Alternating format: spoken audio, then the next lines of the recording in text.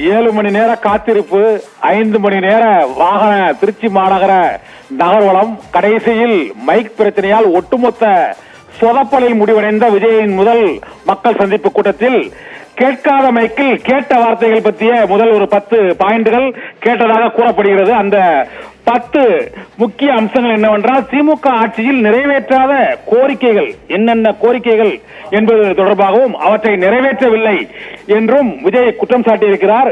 Diesel விலை 50 ரூபாய் குறையும் என்று கூறினீர்களே, அதை நிறைவேற்றினீர்களா என்று மறைந்த முதலமைச்சர் ஜெயலலிதா பாணியில் சொன்னீர்களே செய்தீர்களா என்ற கேள்வியை எழுப்பி விஜய் பேசியதாக பேசினார். ஆனால் அந்த ஒலிபெருக்கி குறைபாட்டால் அந்த கூடியிருந்த தொண்டர்களுக்கு முழுமையாக கேட்கவில்லை என்றாலும் அவர் பேசிய முக்கிய அம்சங்கள் திமுக வாக்குறுதிகளை நிறைவேற்றவில்லை ஒன்று. இரண்டாவது, பழைய ஓய்வூதிய திட்டத்தை செயல்படுத்தவே இல்லை. மற்றபடி 1000 ரூபாய் மகளிருக்கு உரிமை தொகை வழங்கிவிட்டு அதை சொல்லி காமித்து அசிங்கப்படுத்தலாமா என்ற கேள்வியையும் எழுப்பியிருக்கிறார். இதே போல மத நல்லிணக்கத்திற்கு பெயர் பெற்ற இடமாக விளங்கும் இந்த திருச்சியில் அரசின் வாக்குறுதிகளை அவர்கள் நிறைவேற்றினார்களா என்றும், கிட்னி திருட்டை முறைகேடு என்று கூறுகிறார்கள் என்றும், நாமக்கல் பள்ளிப்பாளையம் பகுதியில் தொடர்ந்து இந்த கிட்னி திருட்டை அவர்கள் நியாயப்படுத்தி அமைச்சர் மாசு பேசியதை ஏற்றுக்கொள்ள இயலுமா என்று கேட்டார்.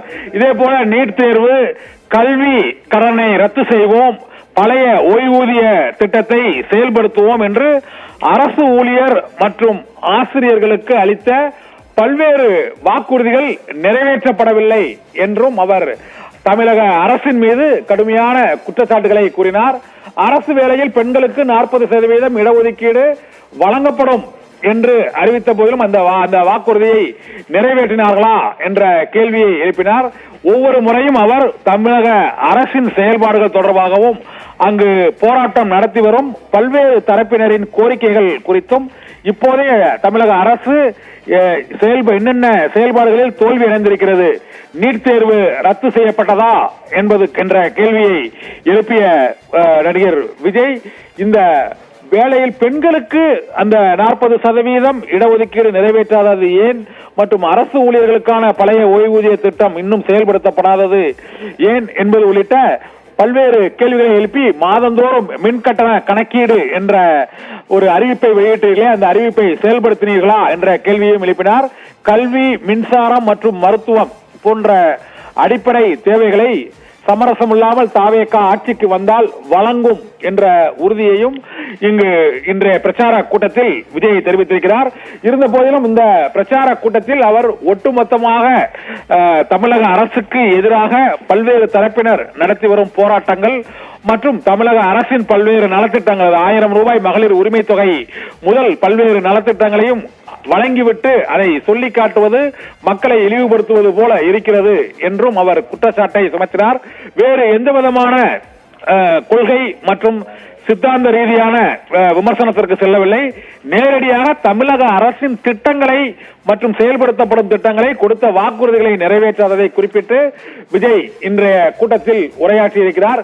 இருந்த போதிலும் அவர் அரசு ஊழியர், ஆசிரியர் மற்றும் பெண்கள், மாணவர்கள் ஆகியோர்களுக்கு திமுக அரசு அளித்த வாக்குறுதிகளை நிறைவேற்றவில்லை என்றும், சுகாதாரத்துறையில் கிட்னி திருட்டு உள்ளிட்ட பல்வேறு முறைகேடுகள் தொடர்ந்து நடைபெற்றுக் கொண்டிருக்கிறது என்பதையும் அவர் இந்த கூட்டத்தில் மக்கள் மத்தியில் அழுத்தி கூறிவிட்டு, இந்த வாக்குறுதிகளை எல்லாம் நிறைவேற்றினார்களா நிறைவேற்றவில்லையா என்று மறைந்த முதலமைச்சர் ஜெயலலிதா பாணியில் அவர் மக்களிடமே அதை கேள்வியை கேட்டு அதை பதிலை பெற்றார்.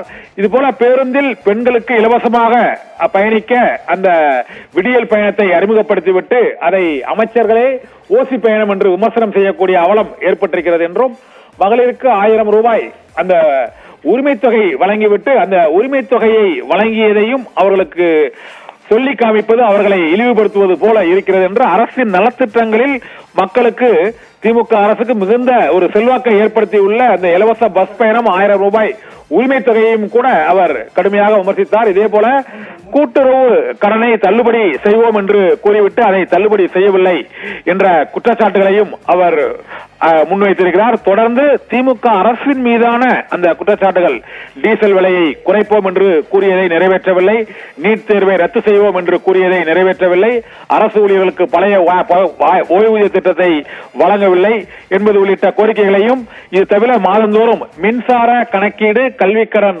ரத்து உள்ளிட்ட பல்வேறு கோரிக்கைகளை திமுக தமிழக அரசு நிறைவேற்றவில்லை என்றும் தமிழக வெற்றி கழக தலைவர் விஜய் இன்றைய இந்த முதல் மக்கள் சந்திப்பு கூட்டத்தில் நேரடியாக திமுக அரசு மீதான குற்றச்சாட்டுகளை முன்வைத்து அவர்கள் நிறைவேற்றாத வாக்குறுதிகள், நிறைவேற்றிய வாக்குறுதிகள் தொடர்பான விமர்சனங்கள் ஆகியவற்றை அவர் தொடர்ந்து எடுத்துரைத்தார். இருந்த போதிலும் அங்கு அவருடைய பேச்சு ஊடகங்களில் நேரலையாக ஒளிபரப்புவதில் அந்த தொழில்நுட்ப சிக்கல் ஏற்பட்டதால் அது பெருவாரியாக சென்று சேரவில்லை. அந்த பகுதியில் குழுமியிருந்த மக்களுக்கும் முழுமையாக கேட்கவில்லை என்பதால் மைக் சொதப்பலால் இந்த முதல் மக்கள் சந்திப்பு மாநாட்டில் முதல் உரையானது அவர் நினைத்த இலக்கை எட்டியதா என்ற கேள்வி எழுந்திருக்கிறது.